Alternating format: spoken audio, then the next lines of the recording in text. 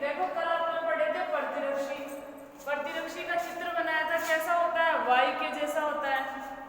आपका जो capital Y होता है ना वैसा होता है। कल अपन ने इसको बना के देखा था।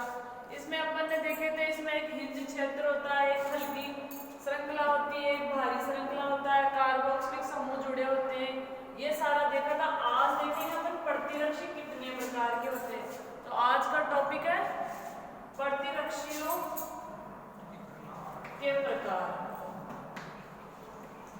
एक एक नंबर वाले क्वेश्चन बनते हैं यहाँ से, प्रतिरक्षियों के कौन कौन से प्रकार होते हैं। ठीक है, यहाँ एक एक नंबर वाले क्वेश्चन बनते हैं, तो अपन देखते हैं कौन कौन से प्रकार के प्रतिरक्षी होते हैं। 5 प्रकार के होते हैं। एक क्वेश्चन तो ये बन गया। कितने प्रकार के होंगे आपके? 5 प्रकार के प्रतिरक्षी पाए जाते हैं। ठीक है, इनको प्रदर्शित करते हैं अल्फा,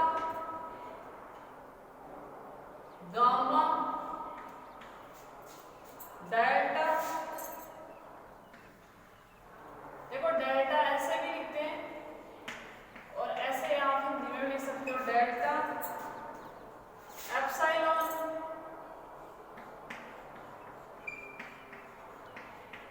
एप्सिलॉन। कितने हो गए? 1 2 3 4 हो गए ना। और एक है आपका म्यू, ऐसे। तो जो प्रतिरक्षी होते हैं 5 प्रकार के होते हैं, अल्फा, गामा, डेल्टा, एप्सिलॉन और म्यू। इसको यू ना बोल के क्या बोलते हैं अपन? म्यू। तो ये 5 प्रकार आप लिख लो। ठीक है, अब देखते हैं कि प्रतिरक्षी इनमें इनके अल्फा कौन सा है, बीटा कौन सा है, डेल्टा कौन सा, वो देखते हैं अपन। ये नाम ध्यान रखना, अगर डायरेक्ट एक नंबर का क्वेश्चन पूछे ना आपको तो ये डायरेक्ट लिखना है कि प्रतिरक्षी 5 प्रकार के होते हैं, ऐसे डायरेक्ट नाम लिख दोगे आप। एक नंबर का क्वेश्चन ऐसे यहाँ लिख लो इसको। अब देखो अगर इसको वैसे लिखा जाए प्रतीक के रूप में, तो एक होता है IgA, दूसरा होगा IgM, ठीक है, तीसरा होगा I small G capital G. 1 2 3 हो गए ना। इसके अलावा एक होगा आपका IgE। कौन सा होगा आपका? IgE। कौन सा बच गया? A आ गया, M आ गया, G आ गया, E बच गया। IgE ये आ गया। 1 2 3 4, एक बच गया। कौन सा बच गया? IgA। ए लिख दिया। IgA भी आ गया, M भी आ गया, कैपिटल G भी आ गया, E भी आ गया। एक बचा हुआ, कौन सा बचा हुआ? दोनों ये 3 तो सेम ही है।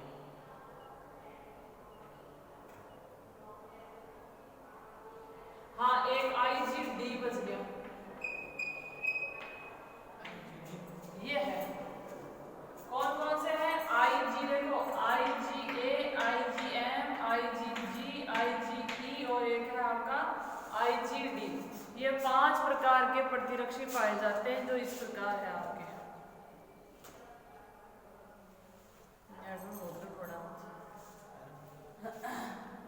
अगला देखते हैं अपन कि इनमें से महत्वपूर्ण कौन से हैं, तो नोट करके लिख लो आप। कई बार एक क्वेश्चन बनता है कि माँ के दूध में कौन सा प्रतिरक्षी पाया जाता है, तो कौन सा पाया जाता है? माँ के दूध में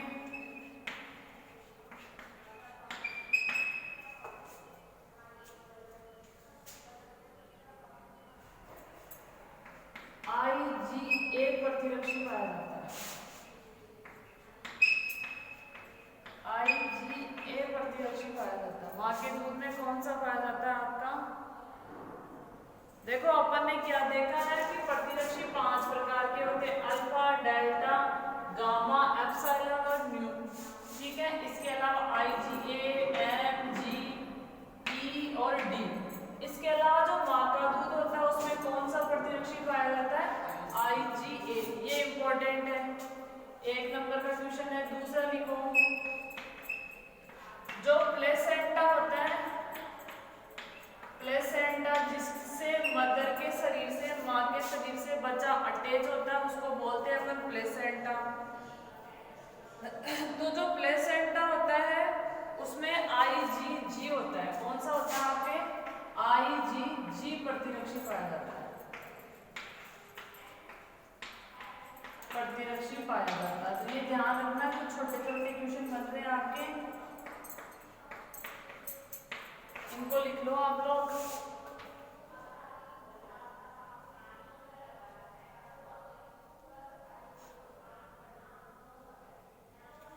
एक और लिखो IgE। IgE जो एलर्जी होती है ना आपके, कई व्यक्तियों के एलर्जी होती है, तो जो एलर्जी हो रही है किसी भी व्यक्ति के, तो एलर्जी क्रियाओं में हिस्सा लेता है। IgE एलर्जी क्रियाओं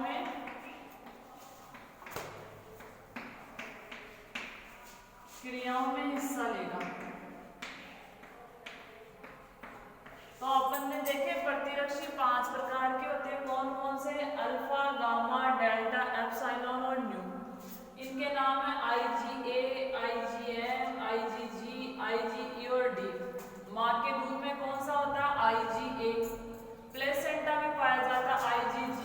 और जो एलर्जी क्रियाएं होती है, कईयों की एलर्जी होती है किसी पदार्थ से, तो उनमें ये वाला प्रतिरक्षी क्या करता है? आपका भाग लेता है। और नेट में बहुत दिक्कत है, क्या करूँ मैं? बीच में कट भी नहीं कर सकती, दूसरा नेट जो है जोड़ दो बड़ा जो सर, तो इसे अटैच करते रहते हैं। क्या करें? एक बार इसको स्टॉप करना।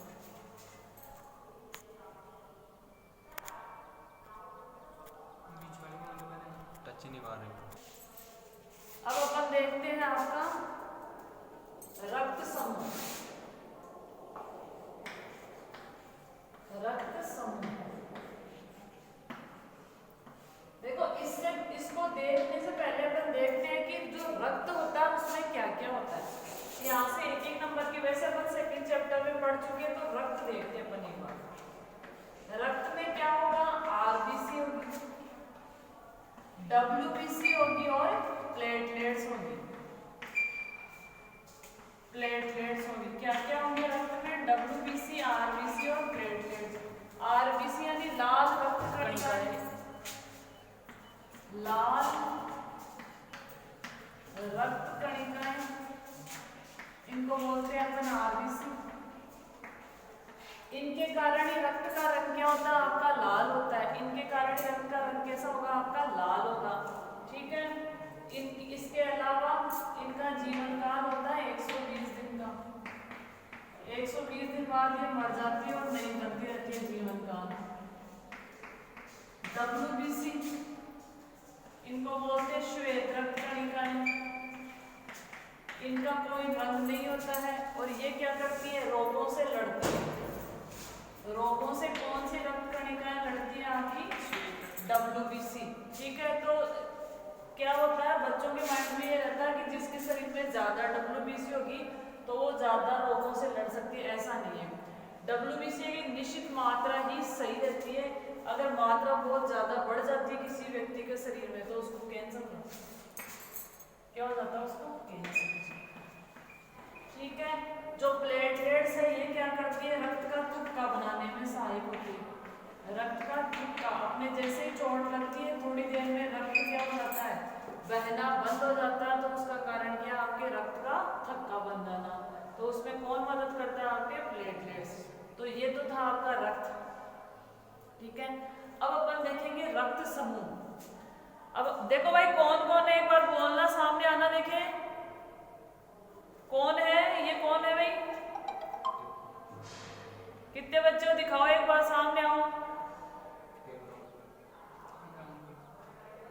कैमरा तो ऑन ही है।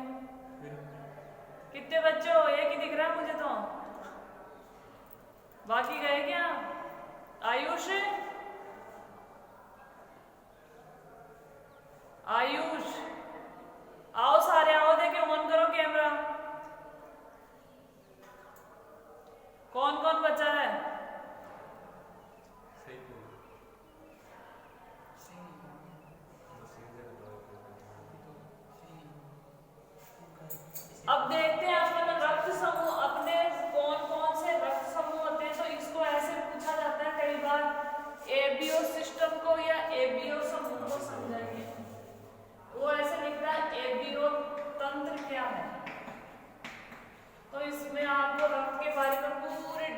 कैसे जानकारी देनी होती है, रक्त क्या है, कैसे क्या होता है, ये अपन देखेंगे। तो देखो रक्त समूह कितने होते हैं आपके, ए बी और ओ, सी कुछ नहीं होता। ए रक्त समूह है, बी है, ओ है। 4 प्रकार के रक्त समूह होते हैं, कौन से, ए बी और ओ। ठीक है, अब एक थोड़ी सी टेबल है उसको बनाते हैं। वो क्यों बनाते हैं, क्योंकि कौन से में कौन सा प्रतिजन है, कौन से में कौन सा प्रतिरक्षी है। जैसे आपका जो ए रक्त समूह होता है, जो ए रक्त समूह होता है उसमें क्या होता है आपका प्रतिजन, तो ए होगा। प्रतिजन क्या होगा आपका, ए होगा। और प्रतिरक्षी क्या होगा आपका, बी होगा। जो ए रक्त समूह होता है उसमें प्रतिजन ए होगा, प्रतिरक्षी क्या होगा, बी। इसमें उल्टा हो जाएगा आपका बी और ए। और जो ए बी रक्त समूह होता है, ए बी वाला, उसमें क्या होता है आपका प्रतिरक्षी, तो क्या हो जाएगा आपका ए बी, और प्रतिजन भी क्या हो जाएगा आपका ए बी।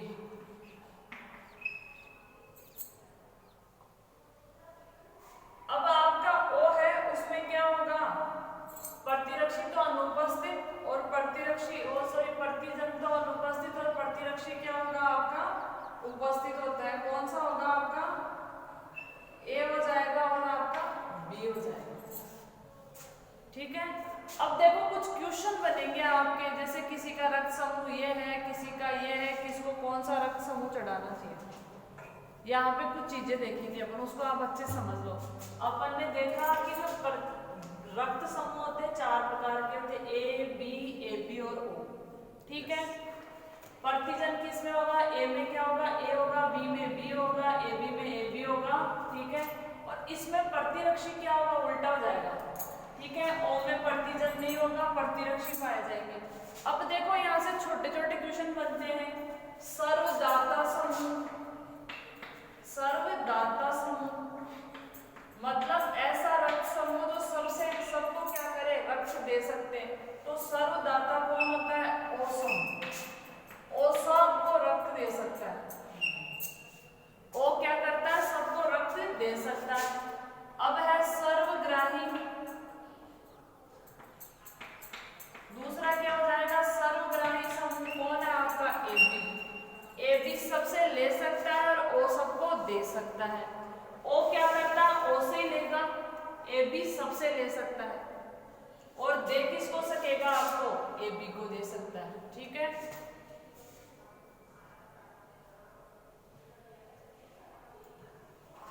अब देखो क्या हुआ शुरू में, जैसे आपके क्या हुआ, किसी व्यक्ति को चोट लग जाती थी तो क्या किया करते थे, जो डॉक्टर वगैरह होते थे व्यक्ति को रक्त चढ़ाते थे, तो कई बार व्यक्ति की मृत्यु हो जाती थी। तो उन्होंने देखा कि रक्त में ऐसा क्या है कि व्यक्ति की मृत्यु हो जाती है। तो अगर जो रक्त समूह है सेम का सेम ने चढ़ा दिया तो व्यक्ति की मृत्यु नहीं होती, क्योंकि समान जब रक्त समूह होता है तो जैसे आपने रक्त चढ़ाया तो आराम से चला जाएगा। अगर असमान चढ़ा दिया तो क्या होगा, रक्त का थक्का बन जाएगा।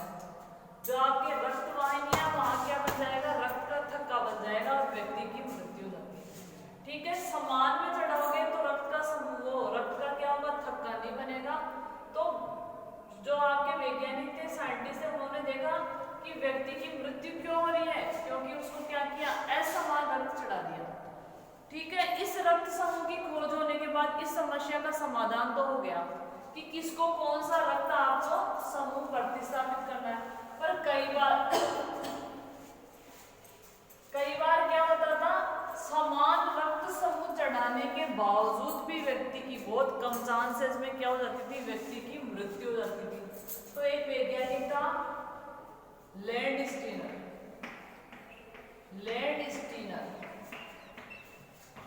इन्होंने क्या किया, रक्त में एक नए प्रतिजन की खोज की, जिसको क्या बोलते हैं, RH प्रतिजन।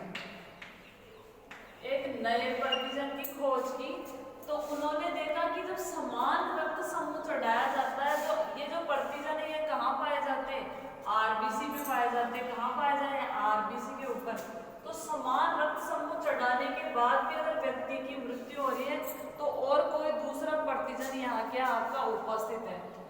ने क्या की आरएच प्रतिजन की खोज की, किसने? लैंडस्टीनर ने।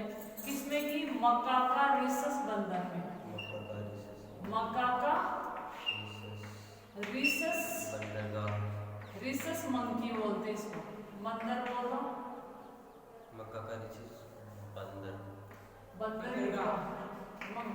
वो एक ही बात है, मंकी और बंदर एक। मकाका रिसस बंदर में की आरएच फैक्टर किसमें खोज की? मकाका रिसस बंदर में। किसने की? लैंडस्टीनर ने की। ठीक है, तो एक एक नंबर के 2 क्वेश्चन बन रहे। अब देखो, जो अगर आप अपने बात की जाए तो जिसमें आरएच उपस्थित होता है वो तो क्या हो जाएगा? आरएच धनात्मक। जिस व्यक्ति में आरएच प्रतिजन उपस्थित है वो तो आरएच धनात्मक, और जिसमें एब्सेंट है वो आरएच ऋणात्मक। ये भी ध्यान रखना। इसकी खोज किसने की थी? इसने की थी, इस बंदर में की थी। ठीक है, जिसमें आरएच उपस्थित होता है वो धनात्मक, और जिसमें नहीं होता वो ऋणात्मक। तो अपने अगर पृथ्वी पे देखा जाए तो ज्यादातर लोग कैसे हैं आपके? धनात्मक हैं। कुछ परसेंट ऐसे जो ऋणात्मक हैं।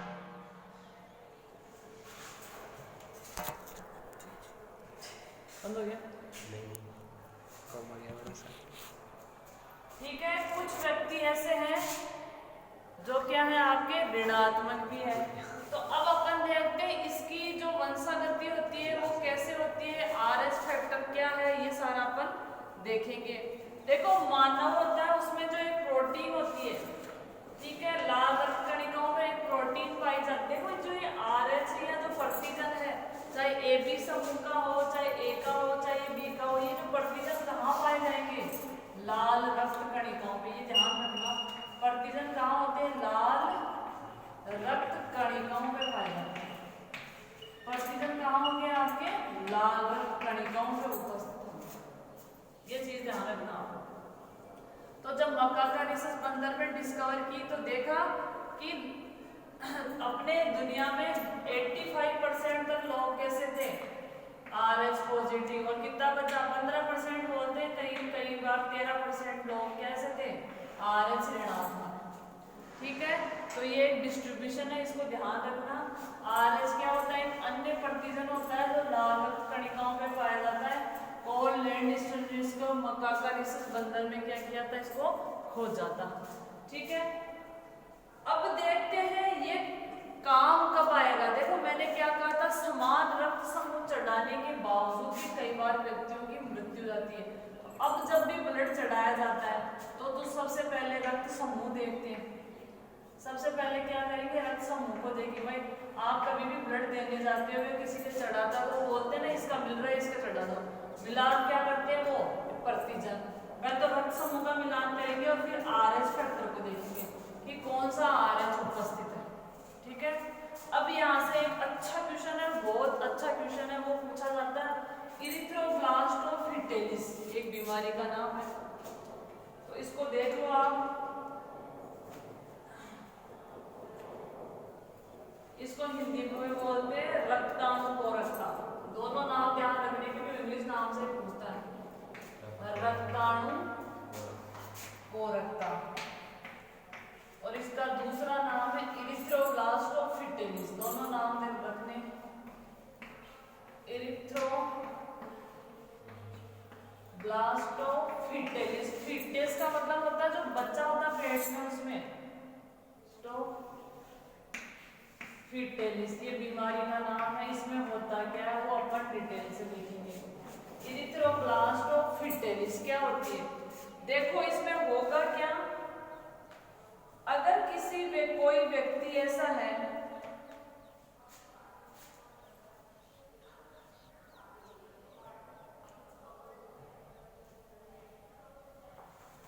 अगर कोई जैसे किसी की माँ है, ठीक है, अब वो प्रेग्नेंट है तो उसके पेट में क्या आपका बच्चा, ठीक है, माँ प्रेग्नेंट है उसके पेट में क्या आपका बच्चा है। अगर माँ कैसी है आपकी? आरएच ऋणात्मक है। देखना, माँ आरएच ऋणात्मक है और बच्चा कैसा है? आरएच धनात्मक। अब समझो इस चीज को। अगर कोई लेडी आरएच ऋणात्मक है मतलब उसके रक्त में क्या है? आरएच प्रतिजन अनुपस्थित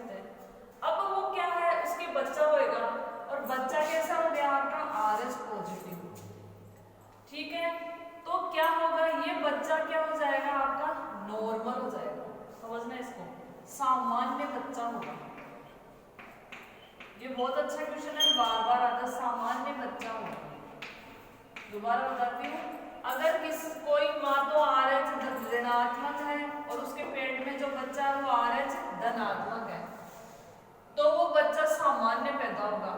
अब जब इस बच्चे का जन्म होगा RH धनात्मक, कौन से बच्चे का? RH धनात्मक का। तो जैसे इसका जन्म होगा उसके दौरान क्या होगा, इसका कुछ रक्त, इस बच्चे का कुछ रक्त प्लेसेंटा के द्वारा, प्लेसेंटा के द्वारा क्या होगा, इसका कुछ रक्त कहाँ मिल जाएगा? प्लेसेंटा से माँ के जो गर्भाशय होता है, प्लेसेंटा के द्वारा माँ के गर्भाशय से मिल जाएगा। अब जैसे माँ के गर्भाशय से मिला, कौन सा? ये नेगेटिव थी, ये पॉजिटिव थी, तो माँ के शरीर में क्या बन गई? एंटीबॉडी। क्या बोलते हैं? प्रतिरक्षी बन गई। माँ के शरीर में क्या बन गई? ऐसा कैसा लिखना है? अगर आपकी क्वेश्चन आता रक्ताणु कोरक्ता, वो ये नाम देता है, इरिथ्रोब्लास्ट। माँ धनात्मक है, बच्चा ऋणात्मक है। जो पहला बच्चा होगा सामान्य होगा। जब पहले बच्चे का जन्म होगा तो होगा क्या? जब उसका जन्म होगा तो प्लेसेंटा को काटा जाता है, वो आवड़ बोलते हैं, नाड़ आवड़, जो भी वो प्लेसेंटा होता है। तो उस प्लेसेंटा के द्वारा क्या होगा? रक्त, माँ का जो गर्भाशय, उसका रक्त किससे? प्लेसेंटा से मिल जाएगा और माँ के शरीर में क्या हो जाएगी? आपकी प्रतिरक्षी उत्पन्न हो जाएगी। क्या उत्पन्न हो जाएगी? प्रतिरक्षी। अब जो दूसरा बच्चा होगा, अब अगर दूसरा बच्चा होगा तो वो क्या होगा? वो RH प्रतिरक्षी युक्त होगा। तो या तो वो बच्चा क्या हो जाएगा? गर्भाशय में मर जाएगा।